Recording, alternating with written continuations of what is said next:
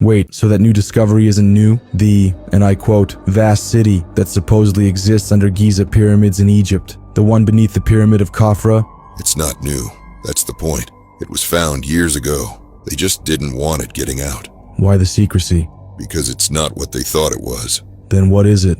A giant cryo chamber. Wait, what? Alright, let me explain from the beginning. In the summer of 2022, seismic readings from beneath the Giza Plateau sent a quiet shock through the highest levels of Egyptian intelligence. Unusual voids, precise, symmetrical, and impossibly vast, were detected directly beneath the Pyramid of Khafre. An unassuming excavation report mentioned anomalous geometric patterns and echo returns resembling megastructural supports. Within 2 weeks, the file vanished.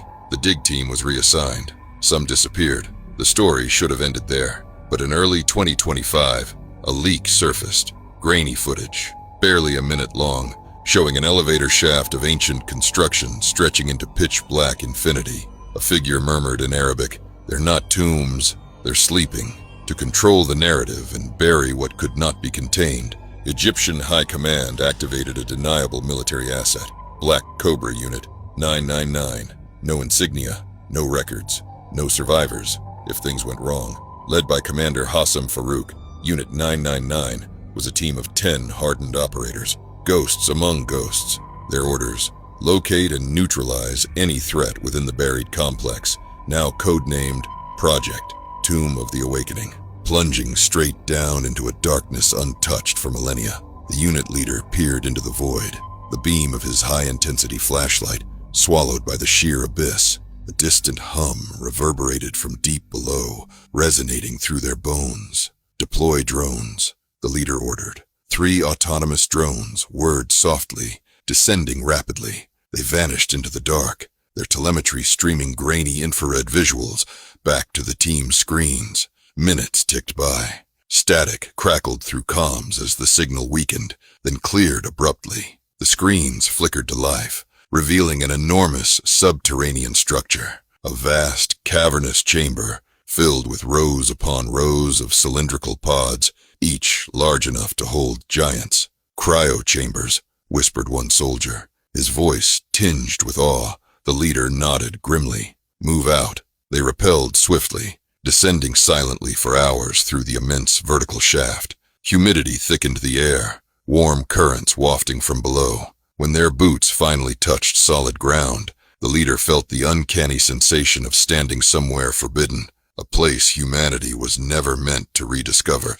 Massive monoliths flanked the chamber, etched with ancient scripts predating Egyptian hieroglyphs. Another soldier approached one cautiously, running gloved fingers across the grooves. "This language, it's older than anything we've ever seen." "Commander!" Another soldier interrupted sharply, gesturing toward a row of cryo chambers. The glass-like coverings were fogged, condensation dripping. Through the mist, humanoid silhouettes loomed, easily 12 feet tall, broad-shouldered, with elongated limbs. "Scan them," the leader commanded, maintaining his calm. The scanners pulsed softly, analyzing biometrics through ancient glass. Heartbeats registered, slow, powerful rhythms barely detectable, alive yet profoundly dormant. "Sleeping," echoed another soldier in disbelief. "Commander, there's movement," a soldier whispered urgently. In the shadows behind the pods, a figure shifted. The leader raised his weapon instinctively, his team mirroring his action. "Identify yourself," he shouted. A thin, rasping voice answered, echoing through the chamber. "We are keepers, guardians of those who must not wake." A frail figure emerged, draped in robes of unknown fabric, eyes clouded with age, yet piercing with intelligence. "I am Akram, last of my order." The leader lowered his gun slightly, sensing no threat. "Why were they hidden here?" "They are warriors from before your history," Akram explained, his voice quivering with urgency.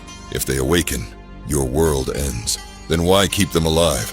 one soldier questioned sharply. "Death was impossible. We sealed them, hoping eternity would hold."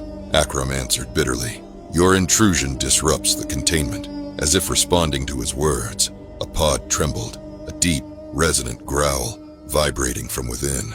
The ancient glass cracked. "Fall back! Defensive positions!" the leader shouted. The pod shattered, revealing a towering figure, Muscular limbs flexed beneath pale, translucent skin. Eyes opened, burning a bright amber. Its mouth parted, emitting a guttural roar that shook the cavern walls. The team opened fire. Bullets glanced harmlessly off hardened flesh, enraging the giant. It charged with horrifying speed, scattering the soldiers. The leader activated explosives planted along support columns. "Collapse the chamber," he ordered. Charges detonated, pillars fracturing, causing the cavern to tremble violently. Stone and metal rained down as the structure began collapsing. "Withdraw, now," the leader commanded. As the soldiers sprinted toward extraction ropes, Akram stood resigned. "They cannot be buried again," he murmured, "but you must live to warn others." The leader hesitated only a second before nodding respect, then ascending rapidly. From the shaft above, they watched as massive stones and debris sealed the tomb once more. But as dust settled, a distant, rhythmic pounding echoed faintly from below, a haunting promise of inevitable awakening.